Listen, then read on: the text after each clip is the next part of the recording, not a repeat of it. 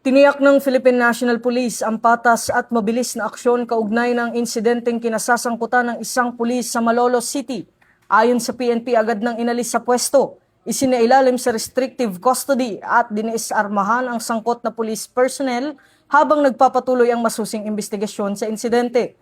Kasabay nito, isinasagawa na rin ang kaukulang administrative at criminal proceedings sa pakikipag-ugnayan sa mga otoridad upang matiyak na maayos na maitatag ang lahat ng detalye at may patupad ang nararapat na aksyon ayon sa batas. Binigyan din ng PNP na hindi nito kinukonsinti ang anumang uri ng misconduct na sumisira sa tiwala ng publiko at tiniyak na pananagutin ang sinumang mapatutunayang lumalabag sa batas, anuman ang ranggo o posisyon.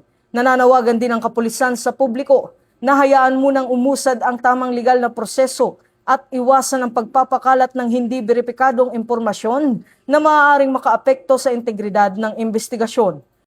Ang nasabi pong insidente ay isang malinaw na paglabag sa karapatang pantao at isang malinaw na pag-abuso sa kababaihan.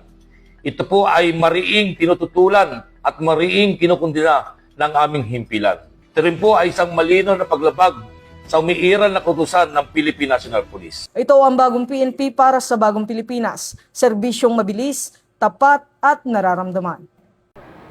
Mula rito sa PNP National Headquarters, ako ang inyong PNN correspondent, Patrolman Don Brosas, alagad ng batas, tagataguyod ng Balitang Pulis.